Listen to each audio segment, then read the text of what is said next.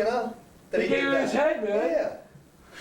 He says to me, I know you like this. He says, I was going to wait till tomorrow to give it to you. He says, but... Oh, no, time. And he dropped it on my hat. He said, the hat's yours. And I said, all right. You know, so it fits him. It always seems to be a freebie. Always become the... By the way, this is a hat of Harry Nelson given to Ralphie. Now, he's going to throw his hat to the ring. This is the hat of It's either apolitical or political A.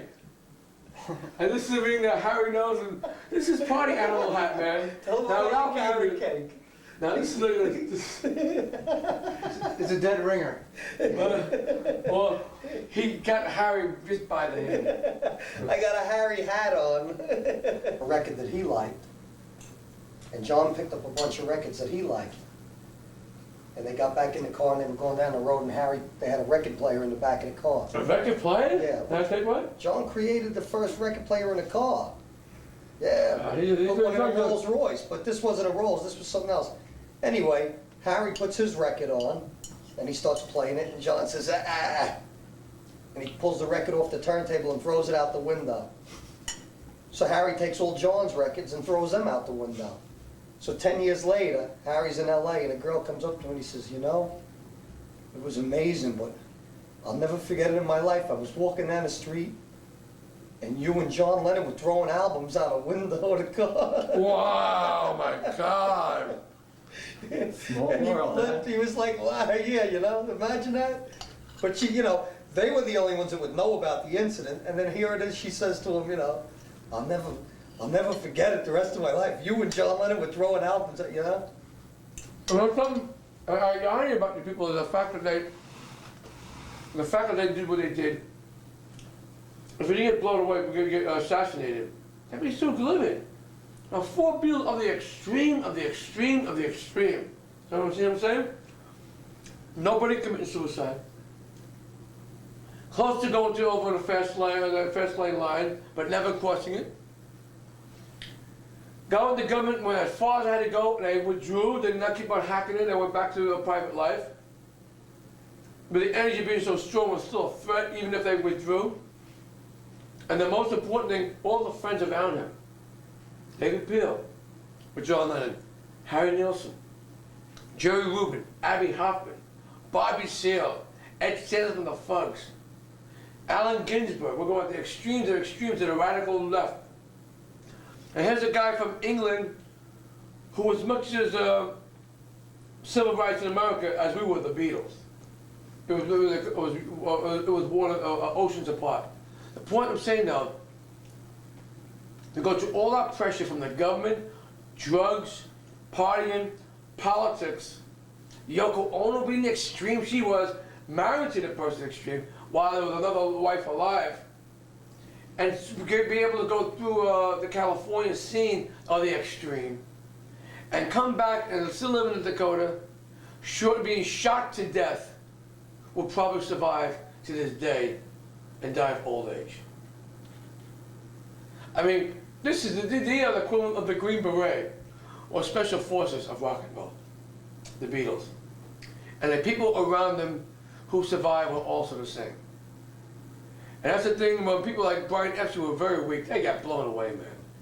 If you're weak, man, if you can't handle these people, you're gonna go. Murray K, gone.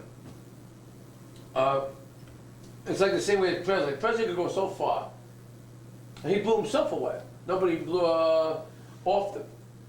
They couldn't have let him, if they depended on letting him off himself, they had to live to another old age of waiting. So by doing what he did, it was shortcutting. Because there was no way the endurance of the Beatles, especially John Lennon, would ever be taken away by their own life. It would have to be someone else to do it, and that was done. So what Harry Nilsson did for him, he gave him another outlet. He didn't cause him to do it, he caused himself to do it. But he also said that you do what you want to do like any American should be, and you take your chances. And the chances are you go so far where you never go to the edge where you can't come back. They went over the edge but came back. And that's why I respect Harry so much, because the partying showed the extreme of a person just being another animal like anybody else. The Beatles were just people. And to prove that they weren't people, to prove that they were also Beatles too. anybody who was a person with a Beatle. They went to the extremes. And it took, unfortunately, the government will never give peace a chance, especially if they're not alive to do so. I used to be worried they were gonna blow the plane up whenever they would come over on a tour here, that some son of a bitch What's that? would blow the plane up when they would be on their way over here for a tour. I used to worry about that. I said, We're oh, now sitting here, we're talking with David Peel. The subject is the Beatles. David, when did you meet John Lennon? How did this come about? I met John Lennon in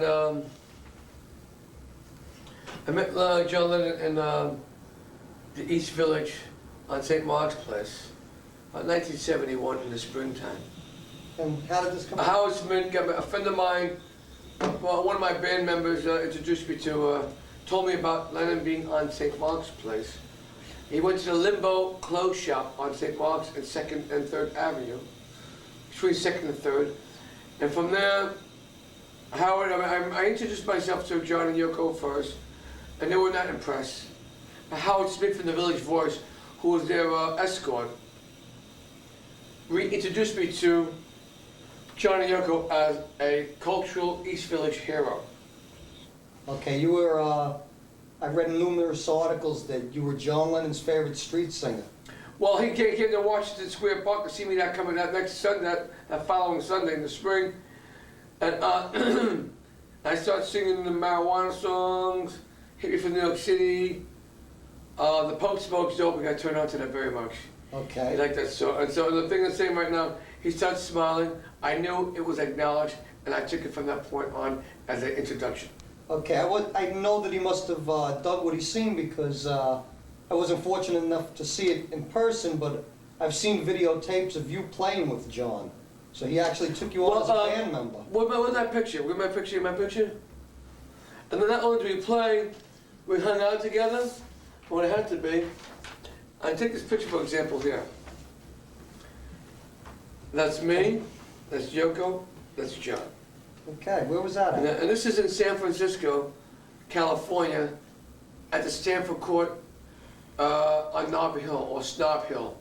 And then an informal time, hanging out, having tea and biscuits together, and talking about the good old days, D-A-Z-E. Okay, Dave, that's a lovely picture. Unfortunately, our listeners can't see it. But my friend can see it. Okay. Let me just hold up there for a second. Now, I want to ask you about, I'm going to ask you where you play. Oh, no, I know where we're going to go. Okay, let me go from here. Can you see that? Okay, we're back with David Peel. David. Hi, you say hello, I say goodbye. Hello, David Peel. David, you know me from the past, from the way past, and I was turned on to David Presently. Peel through David Peel's music, not through this Beatle connection. I also noticed that I just realized that you were one of the first artists signed to Apple Records. Can you explain that to me? Okay, when John and Yoko came to America, they were so turned on to my music, they decided to record me and finish up an album project which I was doing. Okay. Now, you What know was as that well as called? I do, well, the thing is, they got turned on to my music, they thought it was very innocent. Before we recorded, we were on the streets of the East Village singing the Pope Smokes Dope again. So it became part of the Plastic Ono Band, David Peel on the Lower East Side. Okay. And,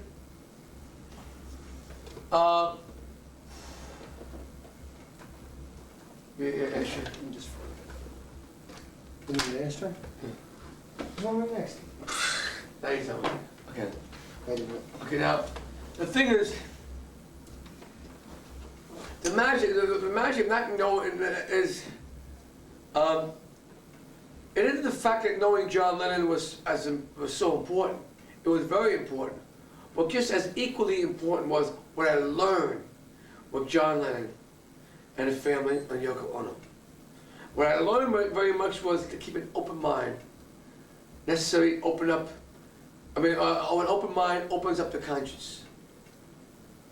And it gave me a chance to be able to not be afraid to write as the volume I've written. I wrote over 1,000 songs. I have maybe 40, about maybe 60 recordings of cassettes, and that's also albums and singles. But the most important thing was the fact that we had our own alter egos as equal and parity with each other. And what I mean by that was, what he did on the stage, I did in the streets. What he did in the studio, he did in the stars. And what I did with the stars was become David Peel. So that's the whole complete galaxy of our experiences, being very simple with each other as John, Yoko, and David Peel. And so he did a record called The Pope Smokes Dope.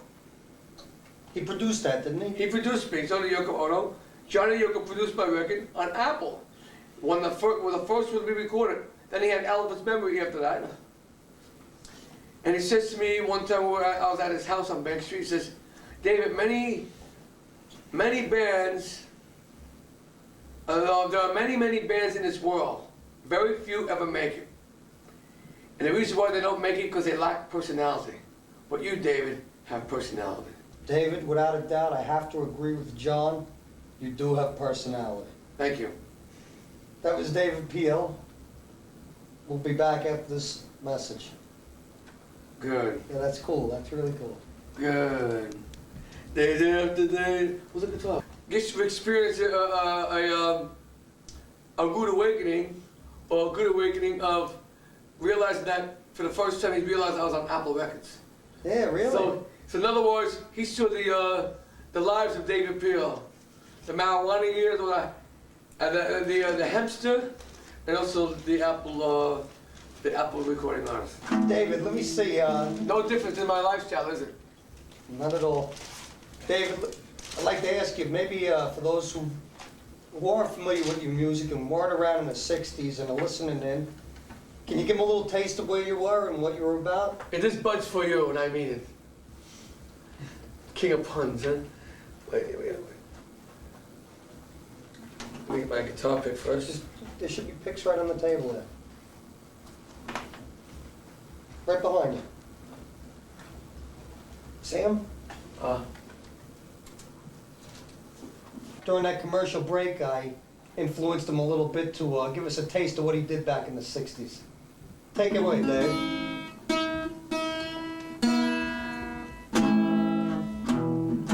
I'm playing my street guitar to keep my flavor as I sing my song on the streets of New York City. Marijuana, marijuana, marijuana, marijuana,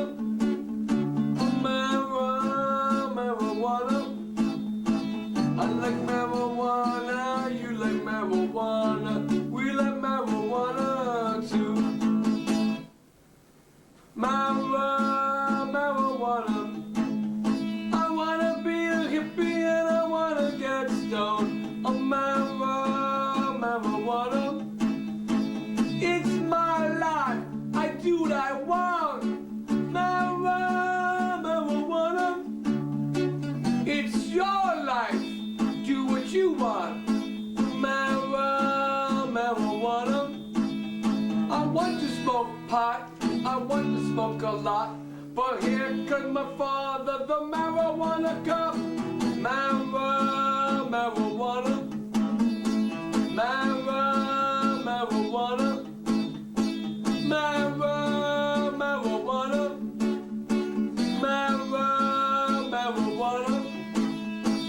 I like marijuana, you like marijuana. I like marijuana, you like marijuana.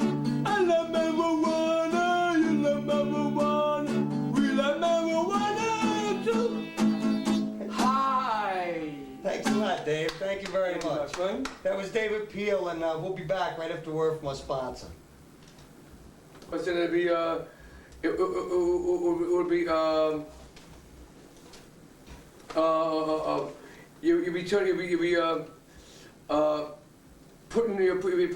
putting an action that should not be used as witness as a witness, as a piece of information, as a witness. Yeah, really, to what I he did. agree with you. You see, because I agree with you. I wouldn't use I nothing think like that anyway. when it came to something like that, I'm sure John spoke for himself that That's way. right. As much as John wouldn't talk about me, he spoke in pot. That's why I'd ask him, his always- views. But I Yeah. wouldn't ask him, hey, did you ever smoke a joint with, you know what I mean? No, I. Personally, I would, and he'd tell me But as see, a there- friend, you know, as Well- a thing. But to make a public statement, that wouldn't be cool. No, but I mean, did he ever give you like any reasons why he felt that it should be legalized? No, no, Or- no, I mean, no, we all he- know that you feel it should be legalized. and Okay, by he this never song, that way too. never made a statement of that. All right. As a matter of fact, take notice about John, John never speaking about, only about in 2 songs, but never in fact what I did personally with my cultural habits. Because he felt that if I had anything to say about my cultural habits in any of the marijuana generation, I could speak for myself. And like I say, in the courtship of Miles Standish, speak for yourself, John. Okay, I'm gonna put this recorder back on. I don't wanna, you know, Okay, I'm just saying right now that, basically speaking, John never publicly spoke about or documented my life, in interview or otherwise, about my cultural habits with the marijuana age and generation. okay, David, that marijuana song, give us your views on marijuana, please. I know you're Well, involved with that's what I'm gonna say right Smokeouts. now. I know you're involved with High Time Magazine. I know you're involved with Normal. Okay, plus we have the pot, the Fifth Avenue Pot Parade every single year on May Day in Washington Square Park up Fifth Avenue to Central Park. And we're gonna have one this year again at 12 o'clock high noon in Washington Square Park. We'll be performing in rallies. What date? That'll be May 2nd, it'll be Saturday, May 2nd, 1992. Time? What? Time? 12 o'clock high noon. And rest assure you, what I feel about the legalization of marijuana is that it should be decriminalized, which parts of it, of the law is right now, and not be considered an illegal action, because I don't know of anyone who ever got violent on marijuana, and it should be legalized once and for all to give people a chance to have an alternative lifestyle in their own culture. It's a hell of a lot safer than most of the recreational drugs, including alcohol, have. Although I don't believe that people should not do what they want to do. But I also want to have another choice too. And that is to legalize marijuana so we can enjoy it as an American or a world citizen. Okay. That was David Peel. About his 15 minutes of fame, at least his family, were that his father played in the Archie Shep group in Ann Arbor, Michigan, for the benefit to free John Sinclair, on the same billing as Johnny and Yoko, as David Peel in the Lower East Side as a backup band for for Johnny and Yoko. So I gotta say, with Greg Rex's father playing on the same billing, I feel very honored that the complete circle has now begun again in the future and the 90s. And he's now singing with me the songs that we've done in the past and also in the present and also the future. And here we are. We're back with David Peel and his Greg Rex. friend Greg From Rex. all I'm these sorry, sides, Greg. I'm sorry you're so quiet. I tend to forget. Why don't you give us a taste of what you've been doing, Dave? What you've done? We'll do the hippie for the City, okay? Merle Haggard had the Okie from Muskogee. This was on Apple Records, the Pope Smokes though, which John and Yoko produced. Hippie for New York City. I'm proud to be a New York City hippie. I'm proud of dirty feet and dirty hair. I'm proud of living with the cockroaches. I'm proud of living in a garbage can. I'm proud to be a New York City hippie. I'm proud of dirty feet and dirty hair. I'm proud of living with the cockroaches.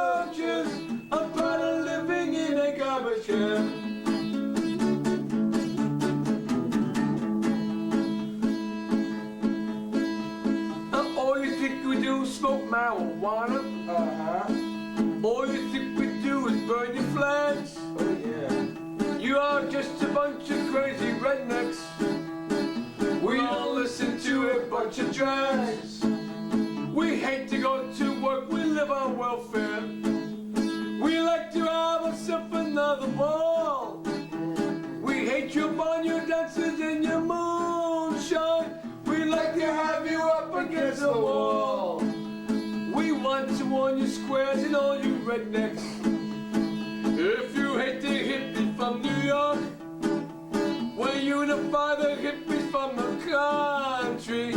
We'll fight until the South becomes the North. I'm proud to be a New York City hippie. I'm proud of dirty feet and dirty hair. I'm proud of living with the cockroaches. I'm proud of living in a garbage can. I'm proud to be a New York City hippie. I'm proud of dirty feet and dirty hair. I'm proud of living with the cockroaches. I'm proud of living in a garbage can. I'm proud of living in a garbage can. We're the hippies from New York. Why not?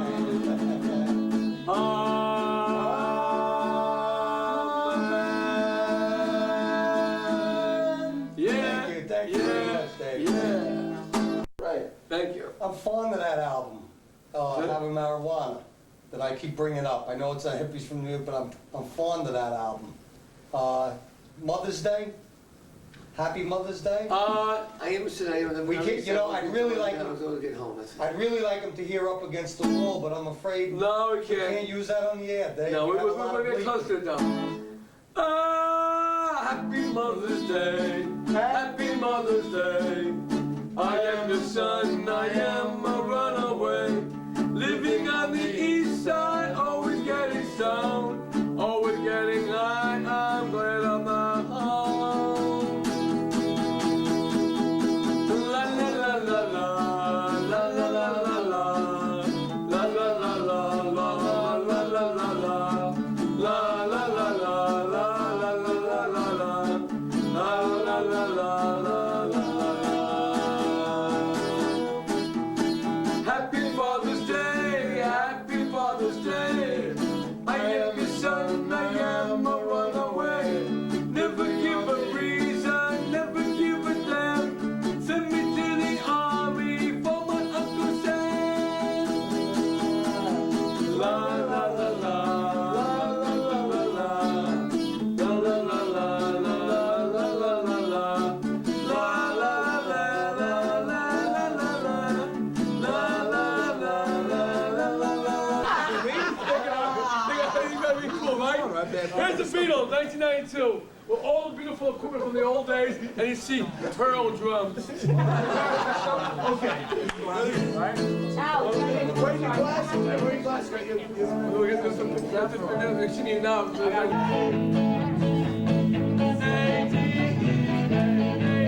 Let me first. Okay. D.